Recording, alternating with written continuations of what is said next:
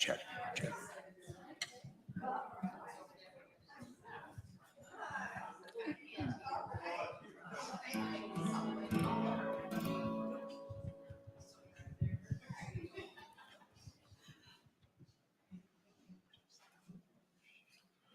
Oh, it's so quiet. I know.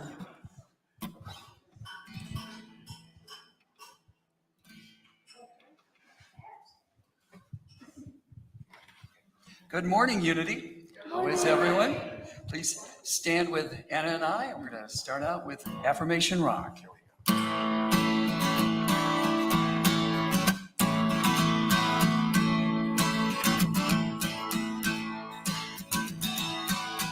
I am a powerful, creative, spiritual being.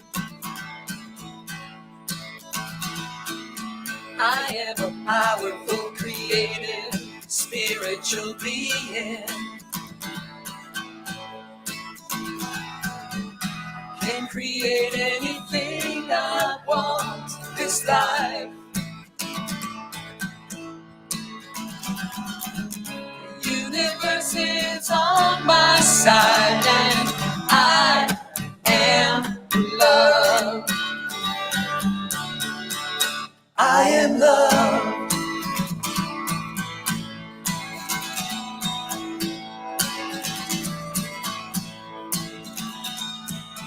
You are a powerful, creative, spiritual being. You are a powerful, creative, spiritual being. You can create anything you want this life. The universe is on your side and you are loved. You are loved.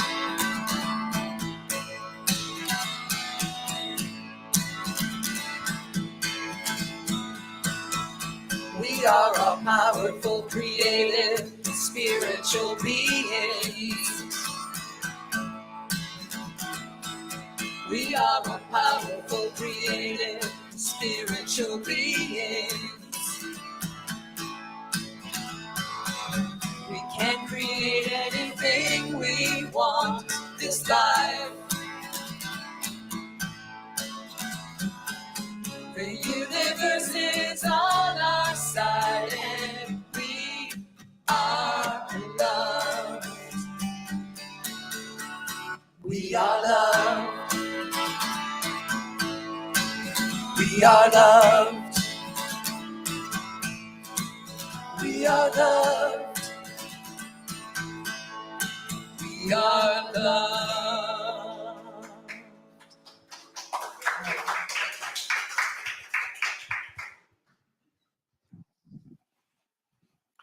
Thank you, Brian and Anna. Good morning. That's a good song, isn't it?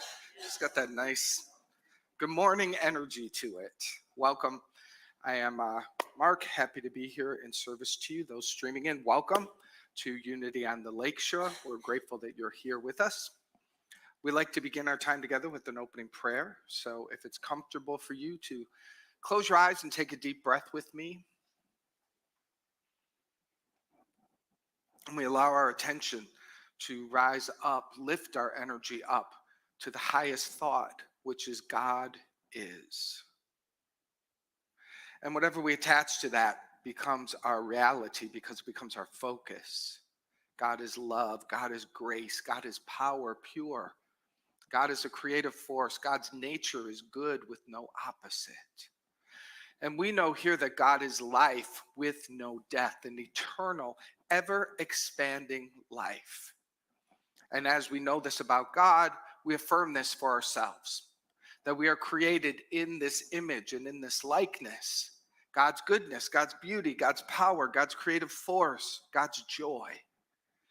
It is not ours to partake in. It is what we are created from. And from this place of oneness, I bless our gathering today. I bless each one of us, affirming that our hearts and our minds are open to receive that which is here for us.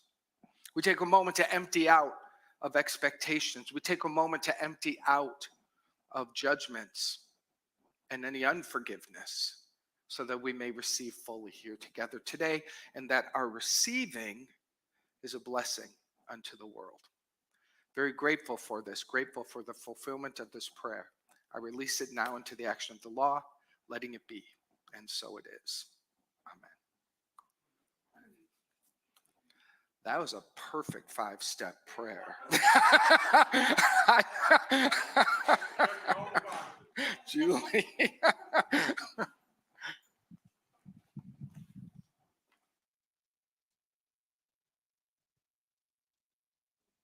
Good morning, everyone.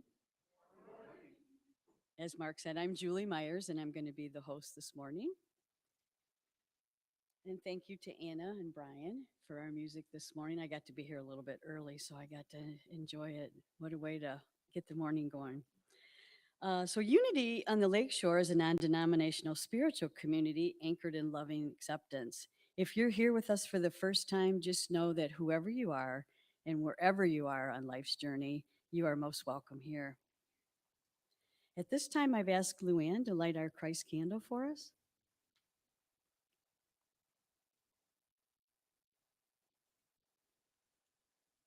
And as she lights it, just please join me in saying the statement above. We light the Christ candle, remembering the Christ in us.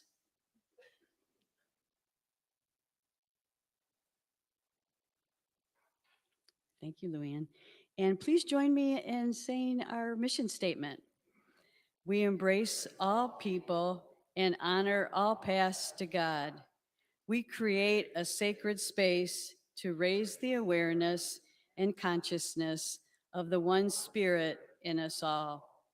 We anchor ourselves in affirmative prayer, forgiveness, generous sharing, and loving community in service to our spiritual awakening. And our affirmation of faith: there is only one presence and one power as me and as the universe, God, the good, omnipotent. And sorry, I forgot to welcome all the people online, so hi to you. And now we have our congregational song.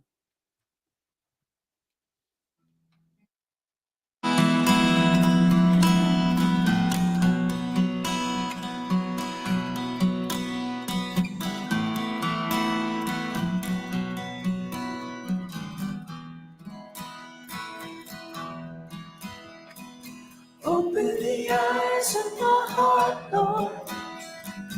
Open the eyes of my heart. I want to see you. I want to see you. Open the eyes of my heart, Lord. Open the eyes of my heart. I want to see you. I want to see you high lifted up, shining in the light of your glory. Pour out your power and love as we sing, holy, holy, holy. Open the eyes of my heart, Lord. Open the eyes of my heart. I want to see you. I want to see you. See you high and lifted up, shining in the light of your glory. Pour out your power and love as we sing, holy, holy, holy. Holy, holy, holy. Holy, holy, holy.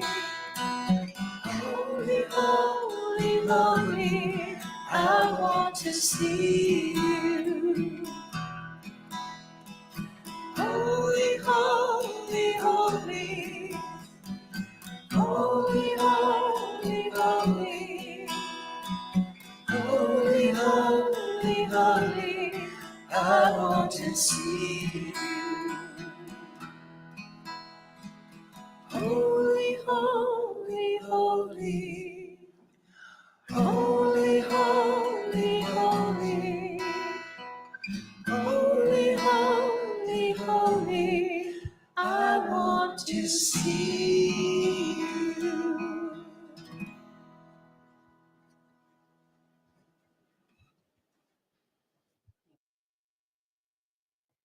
Today's reading is from Sermon on the Mount by Emmett Fox.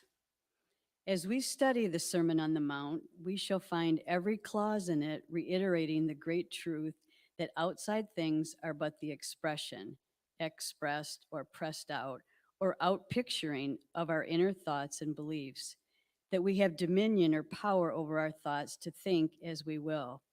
And thus, indirectly, we make or mar our lives by the way in which we do think.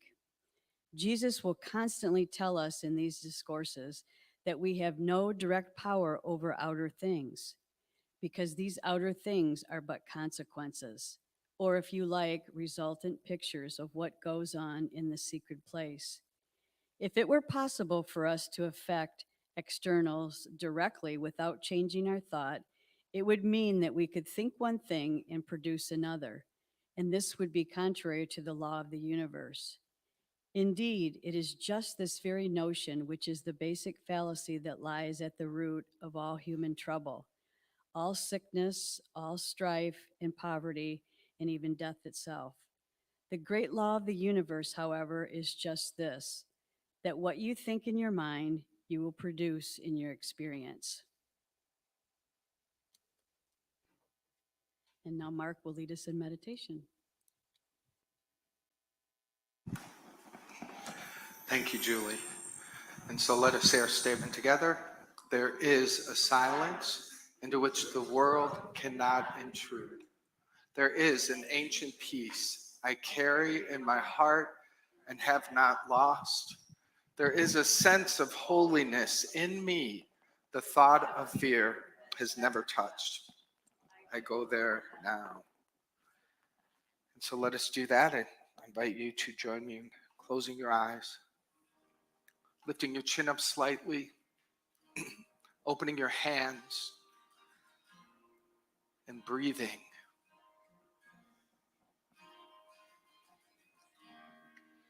In. Breathe out.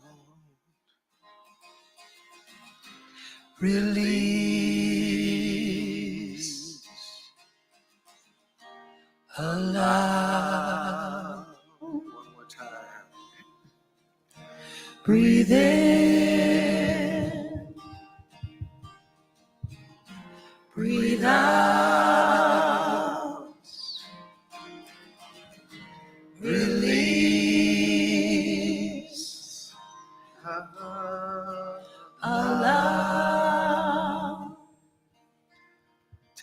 a deeper breath. Feeling that body let go and relax.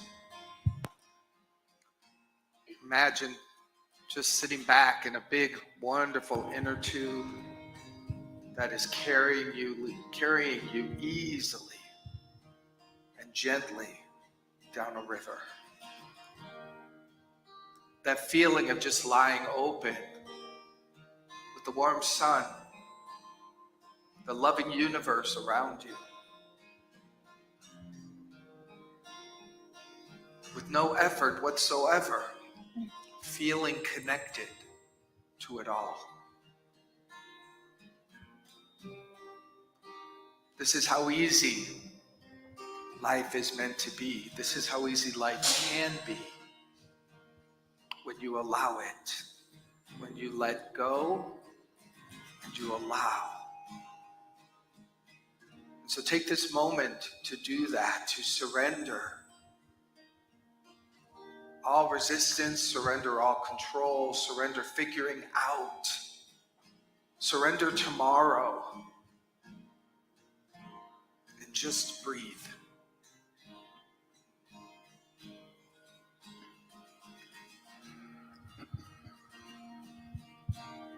I open the windows, I open the doors. Breath of life, carry away all that does not serve me anymore. Sweep through this house, from ceiling to floor. Breath of life, move through me. You are all that I am longing for. Breathe in, breathe out, release, allow. Breathe in, breathe out, release, allow. And now allow a gentle smile to come to your face as we bring your attention back into this room, returning to that place of openness, welcoming the miracles that are here for you today. God didn't ask you to make them. God didn't ask you to figure them out. You're only asked to receive. So this is what we do together. Take a deep breath. As this brings our meditation to a close, feel free taking your time to open your eyes and come back into the room as we continue with the wonderful music of Brian and Anna.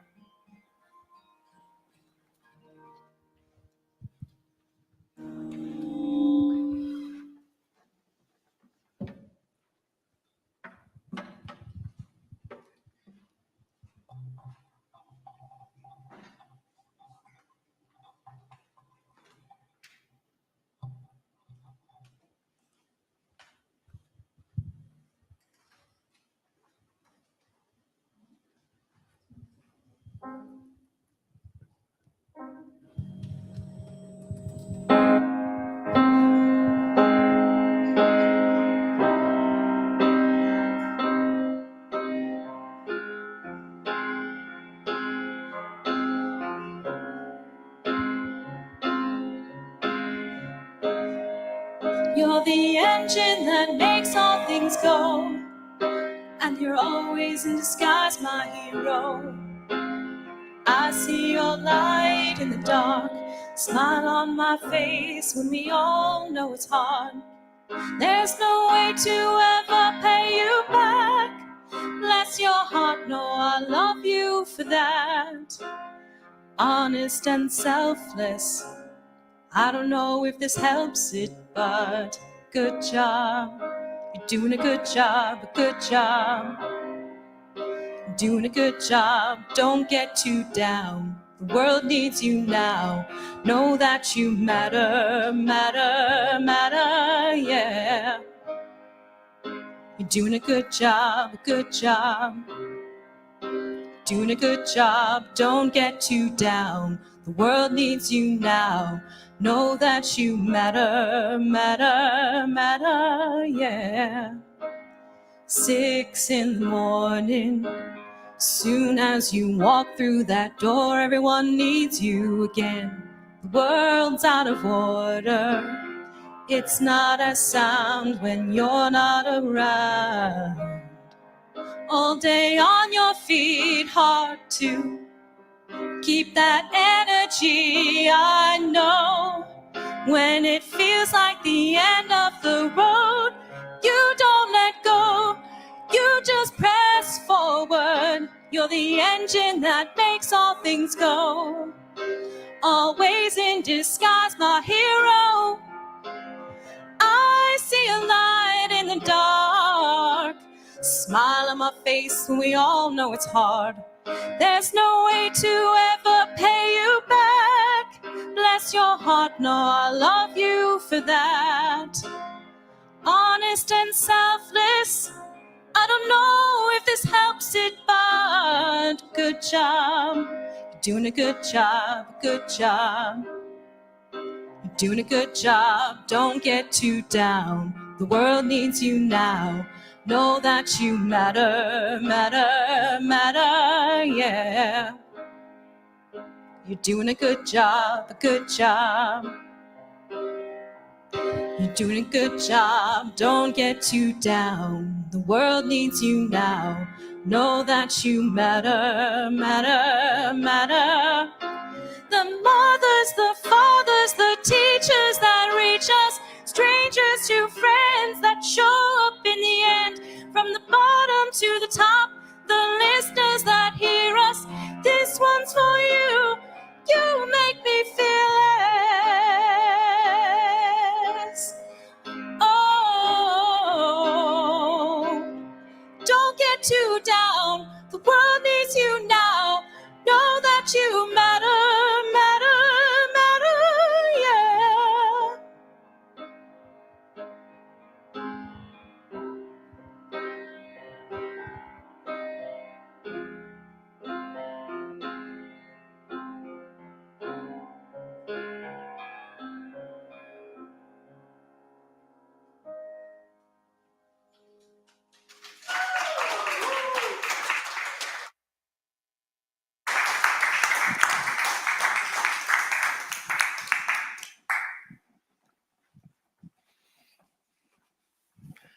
Thank you, Anna and Brian.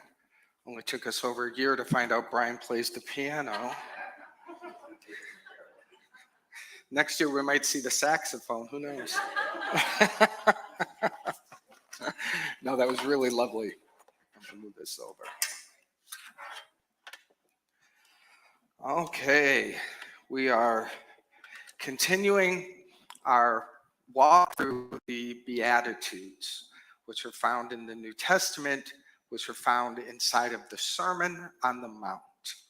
The Sermon on the Mount is the time when Jesus kind of stood in front of the masses and really just bestowed all the wisdom and the laws of the universe that are available, that he discovered and lived in, and people craved. And here we are, turning to that teaching so many years later, still gleaning from it divine guidance. So we welcome that today. Quick review, we're on number 4. The first one, blessed are the poor in spirit, for theirs is the kingdom of heaven. And we realize that poor in spirit doesn't mean to be in poverty in the ways of the world. Poor in spirit means to be empty and open and teachable so that you can receive. The second one, blessed are they that mourn, for they shall be comforted. And we talked about a new idea about mourning, using our feelings to move through to the other side versus recycling pain patterns and anger and resentment and regret. That's not mourning. Some of us find ourselves stuck on the Ferris wheel of particular feelings that become unresolved. And so there's a difference of that, and there's a difference of mourning, truly letting yourself move through the tunnel to come out richer and more full of life on the other side. And then our third one, blessed are the meek, for they shall inherit the earth. Can't remember what the definition of meek was for some weird reason. What says you? What did we talk about last week? What is meek? Humble. Very good. We'll take it. If you're humble, the earth is yours. And today, we'll move to number 4. Blessed are they which do hunger and thirst after righteousness, for they shall be filled. Blessed are they who hunger and thirst after righteousness, for they shall be filled. So let's start with hunger and thirsting. At this level of the game, what I believe he's pointing to is a full commitment to your spiritual path. A decision to put it before everything else, to put it in the middle of everything else, and to use it after any experience. To surround your life with a vantage point of all things are spiritual, and this is where real life happens. To pay close attention to your thoughts, your behaviors, your words, everything operating, hungering and thirsting to find the glory of God in the center of it all, and to become free from everything else. There's a quick little story that I use often, which is, and you probably have heard, which is where a seeker travels all around the world trying to find this particular great guru, this wise sage, that he would glean the answer of how to find God. And so this man travels and just imagine all over just trying to find him. And one day he finds out where he is. And he goes to him, and the guru's standing in the middle of a river, just washing and doing what he's doing. And the student runs up to him. He says, "Master teacher, how can I find God? Please, I want God." And the guru took the back of his head and shoved his head into the water and held him down underwater for quite a long time, until the guy was, really, really in a panic, and pulled him out and brought him to the side of the river. And then the guru said to him, "While you were underwater, what were you thinking about? What were you wanting?" "I wanted air." "Did you want anything else? Were you thinking about a car? Were you thinking about a house? Were you thinking about wanting anything else?" "No, just air. That's all I needed and wanted." That is how you find God. Now, for us in the Western world, with all of our things, it seems like quite a sacrifice. Are we really willing to walk through that invisible gate to which there's no return, which says, my life is dedicated to the glory of God. That's all I want, and that's what leads me. That's what I'm looking for. That's what I'm willing to realign with over and over and over. This is our invitation. And the reality is, if we're really truthful, we probably still have some parts that are like, yeah, sort of. Yeah, but could it come in the form of more money? Yeah, but could it come in the form of these relationships working better? Could I get this first? See, the external world is the effect, as we know, but we have to keep reminding ourselves. The external world, if we look to it for our good, it's flipped over.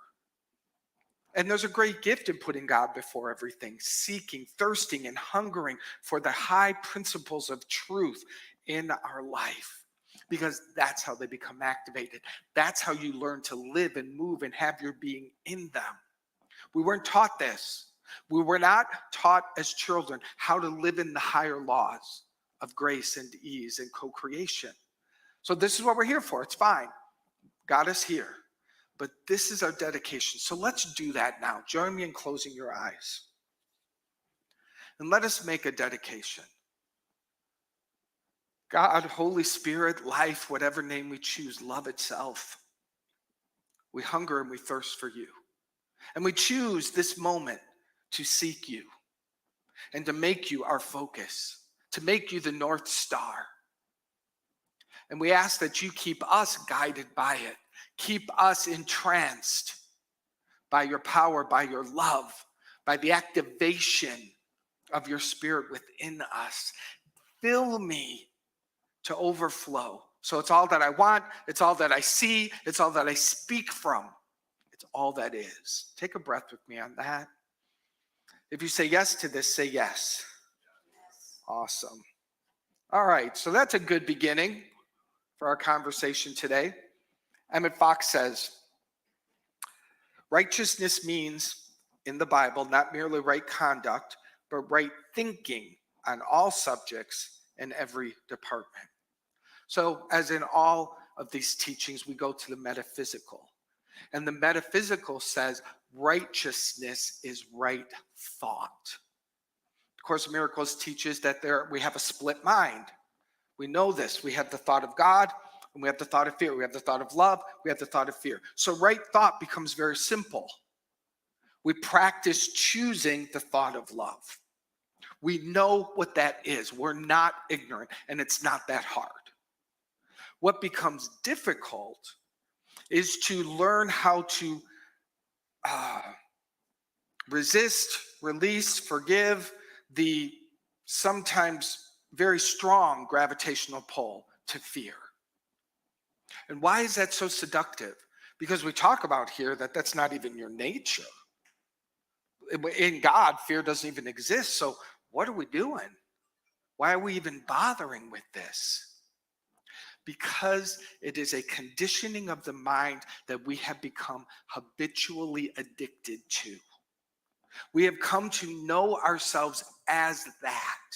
And you're in a world of 7 billion people plus who are also practicing daily, to one degree or greater, knowing themselves as the thoughts of fear, knowing themselves as the thoughts of lack and limitation, knowing themselves as that. Let me give you an image of a tiny little goldfish stuck in the gigantic ocean in the center of a gigantic storm. And you say to the little tiny goldfish, could you just get yourself out of the storm, swim yourself to a safe area? A little tiny goldfish against the force of the entire ocean. That would be challenging, wouldn't it? You'd feel for that goldfish. You're like, good luck, dude. Better to just, and what will happen is it will ride the waves, and it will ride the waves. Now that analogy works because it just gives us an image of how strong the pull can be and how little we can feel at times when we're in the throes of fear, we're in the throes of thoughts that we don't want to have, but we can't seem to get away from. This is our time to say, if I may, I'm not a goldfish. And the very power that created the storm is the power that is in me. This is how we begin to move into right thinking. I am not this body. I am not this world of form. I am not that which could disappear like that. I am so much greater than that. This is righteous thinking. This is where we go to. And it takes some practice. We've got to give it the time that it takes to move from a habit of thinking into a habit of truth thinking. And very often we give up on ourselves too quickly, don't we? The negative thoughts come in and, I'm down and out. And then the gremlin thoughts come in. This doesn't work for me. Everyone else gets it. This is too hard. Whatever it is, the resistance. This is that spot. This is what makes the difference between someone just going to the gym and throwing some weights around and going, oh, that was fun, to someone who goes to the gym to intentionally use the weights to form the shape and the body that they imagine themselves to be. That's just one analogy. We could use 10. the expert tennis player, the expert swimmer, the expert performer. These are people not better than others, but they're examples of people who placed their attention upon the highest possibility and strived to become that. You might be a tennis player in the room. I don't think so. Might be a great swimmer. Might be one of these great things of the world. But what we are metaphysicians. What we are people who have said, sure, I'd like a better golf game. But what I really want is the true freedom. I really want to become an expert at the power of the mind. And then when you think about it this way, and this is what's important, and this is such a channel talk. I'm so grateful. This is nothing on my page. I always love when that happens. Except I do have an argument later going, why'd you have me put all this on the page if you ain't going to use it anyway? We'll get there. Where was I? Dang it. Where was I? Golfer, metaphysician, expert thinker. Here we go. What we need to do is think about it like we think about a game that is continuing to fine-tune our skills. I'm not a golfer. I'm going to use that analogy. But I know enough golfers to know that they're pretty hard on themselves. Like if they get a bad number, they seriously act like it was the worst of their days ever in their life. It's very dramatic. But they don't go, that low game is helping me learn better how to play. The reality is a bad game can be a really good gift. Because what didn't work becomes that which you learn how to course correct next time out on the green. This is the way we are to play this game. And it's harder, I think. And golfers aren't great at being positive. This is a harder game. I really believe that. Because a game is external. The mind, the thoughts, that's so internal. It's like you're swimming in it. And yet we're saying, save yourself. Save yourself from this. That's the game. So every off thought, every thought that pulls you, even if it pulls you way out here before you catch it, isn't that awesome? Because now you're going to find your way back.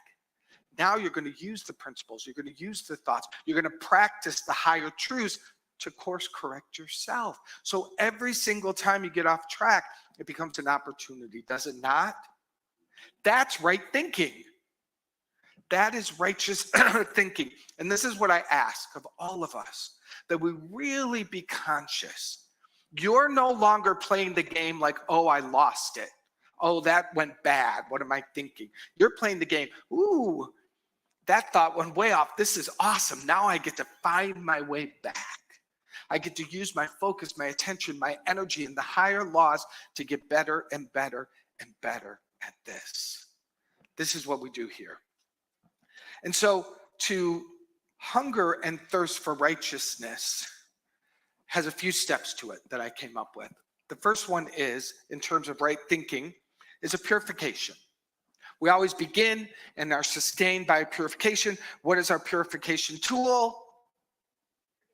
There you go. You get $1 from Julie.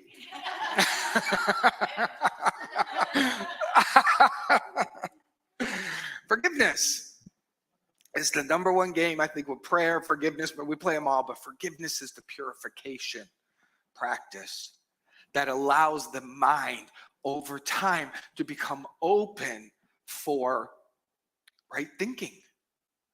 I use the analogy often of the big storehouse. If your mind is a big warehouse and all your thoughts are things inside, like the Amazon warehouse. Have you ever seen the picture of the Amazon warehouse?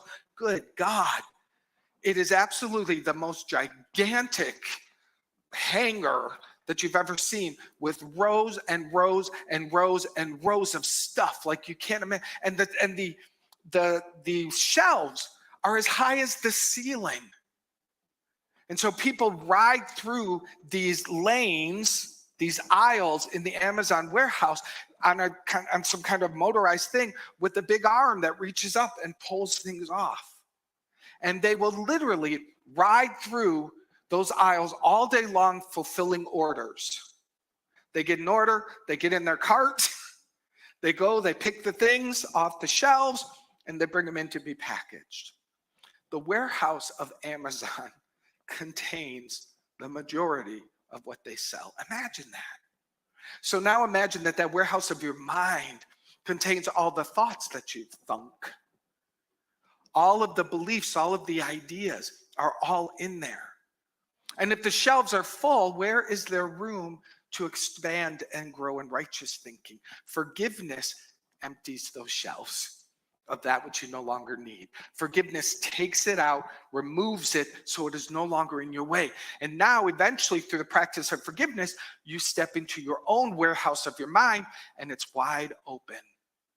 And there's no hoarding happening in there. And you're able to think more purely. So this is our first step. Our second one is what we focused on in our prayer. God is, I am. This is right thinking. To place our attention upon the glory of God and to extend that over and over and over with different uplifting words, thoughts, adjectives, ideas, and then to always connect them to you. Because God is this, I am that. This is our focus. This is time well spent.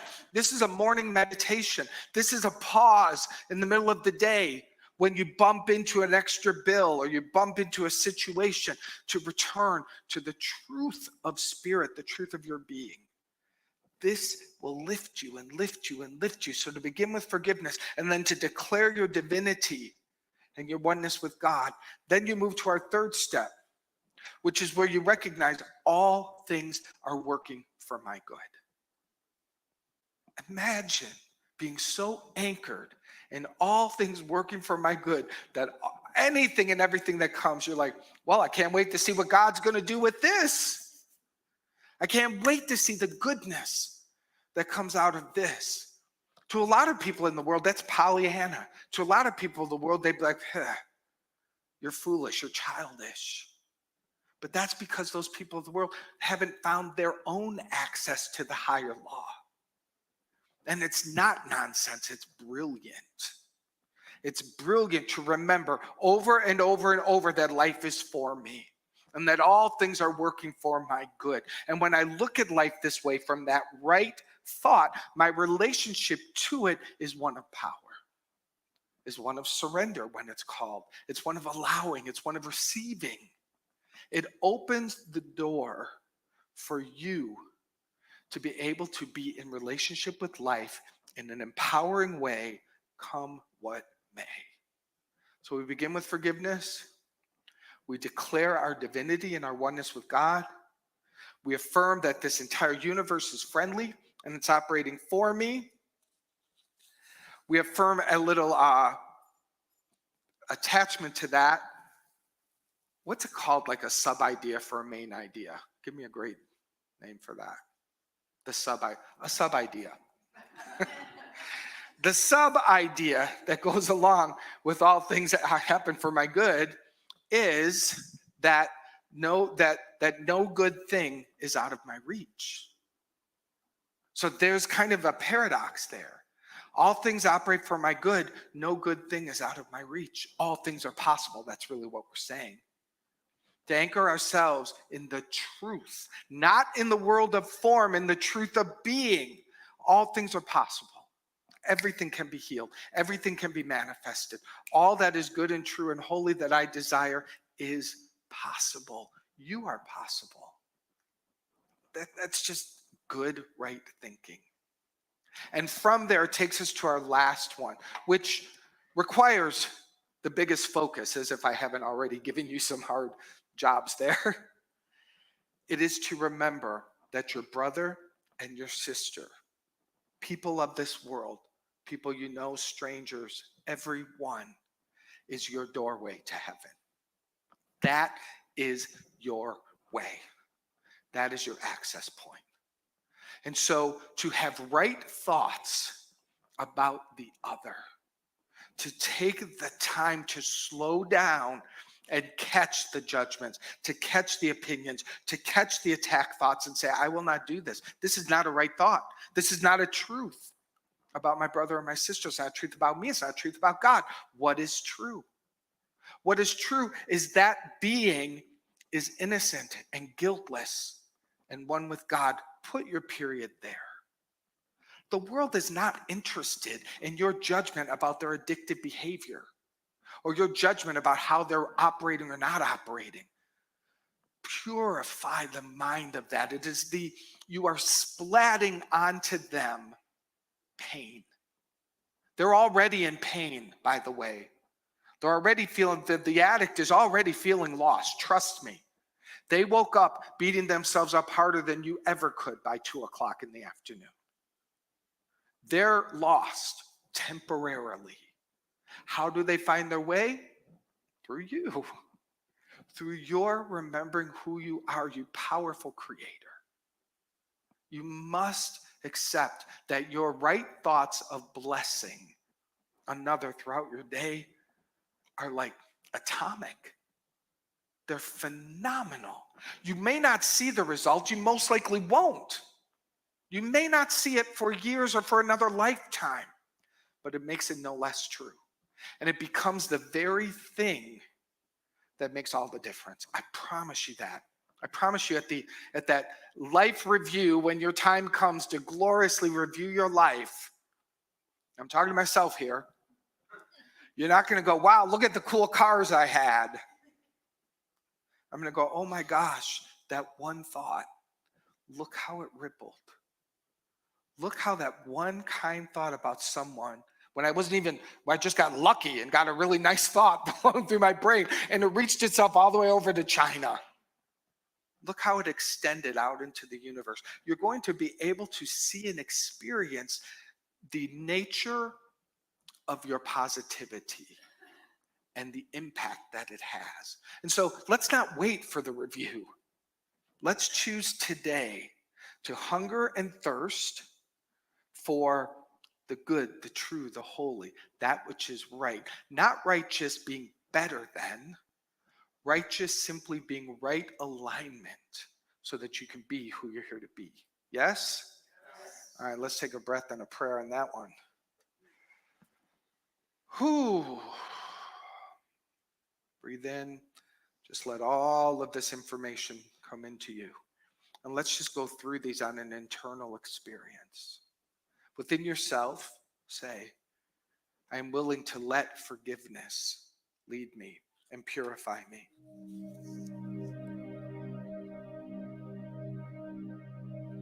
I am willing to remember over and over and over that God is the magnificent life and light, and I am that.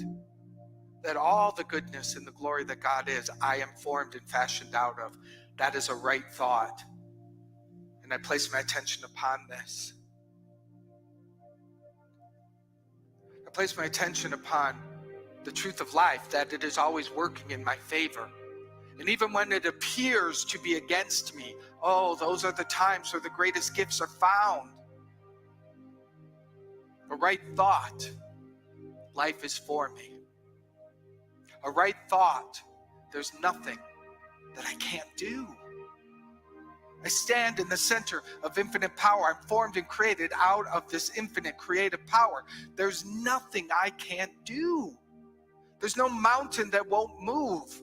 There's no sickness that won't dissolve in the presence of the light of God that I am. I must embrace this. I must place my attention upon this and get right with that. And in this knowing, a right thought about our brothers and sisters is very simple. They are the glory of God and nothing else. Life is working out for them perfectly. And this is what I choose to place my attention upon. And we ask the Holy Spirit to keep us vigilant so that should we wander into opinion, should we wander into judgment, that we quickly catch it and we quickly return to the right thought. Holy Spirit, please help us to hunger and thirst for this above everything else.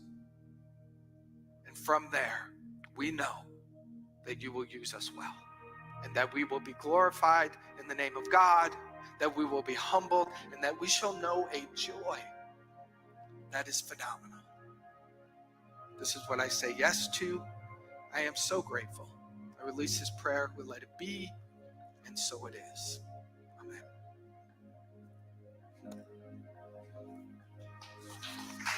Yay. Whew. All right. Now is your time to share your gifts with Unity and the Lakeshore. We invite the ushers to come forward and take your gift that you have to share with us today as we say together, divine love through me blesses and multiplies all that I am, all that I have, all that I give, and all that I receive, and I am thankful. And we are so thankful for your gifts. Thank you so much. We also have Julie to share with us ways that you can give in other ways here. And live streamers, thank you for coming in. Please make sure to make your contribution before you go.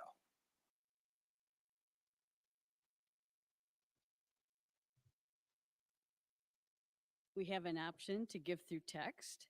Send the word give to 616-236-5205.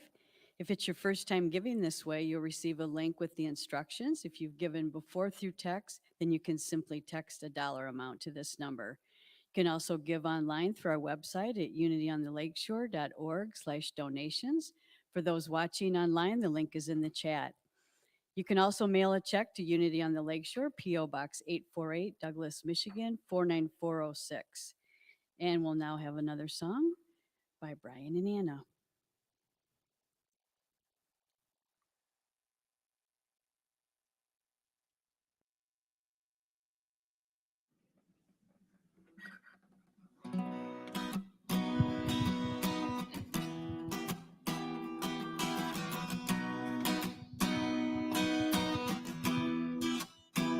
I send my love over the mountains. I send my love over the sea. I send my love into the heavens, and it returns to me.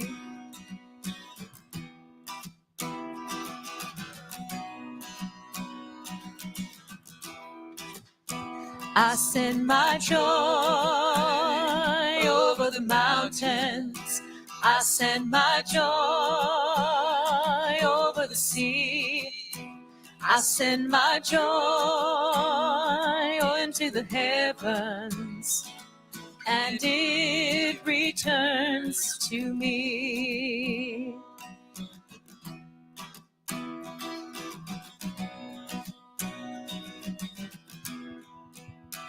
I send my peace over the mountains. I send my peace over the sea. I send my peace into the heavens, and it returns to me. And it returns to me.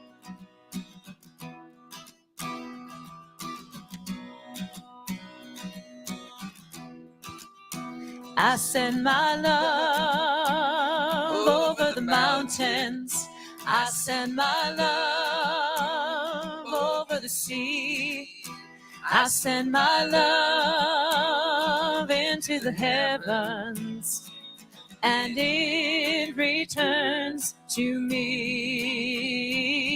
And it returns to me.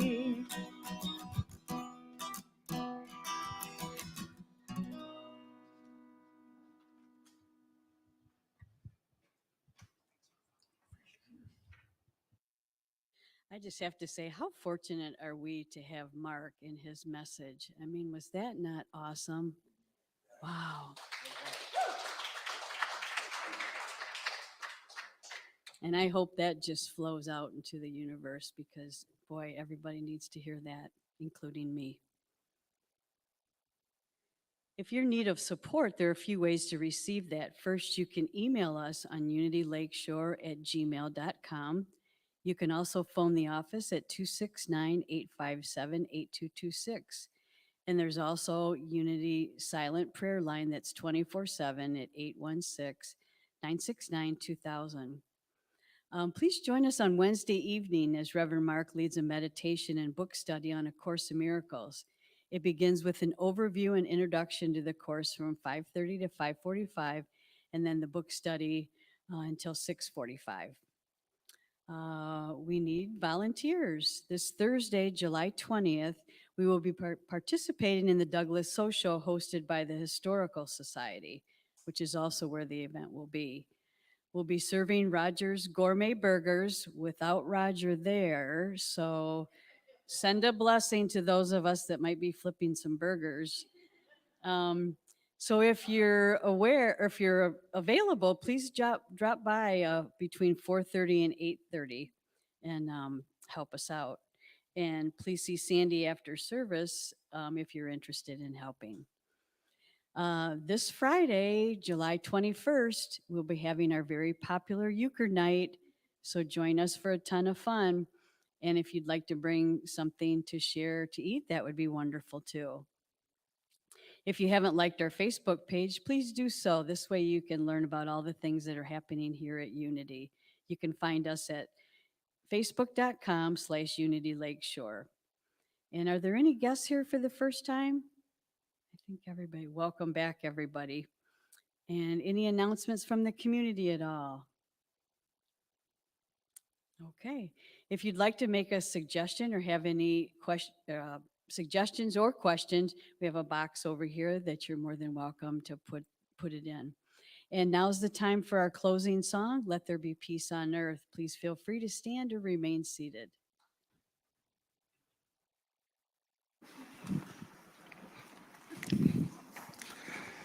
All right. Let us open our hearts even more. Let there be peace on earth, and let it begin with me. Let there be peace on earth, the peace that was meant to be. With God as creator, family all are we. Let us walk with each other in perfect harmony. Let peace begin with me. Let this be the moment now. With every step I take, let this be my joyous vow. To take each moment and live each moment in peace eternally. Let there be peace on earth, and let it begin with me. And together we say, the light of God surrounds us. The love of God enfolds us. The power of God protects us. And the presence of God watches over us. Wherever we are, God is, and all is well. Thank you, everybody. Thank you.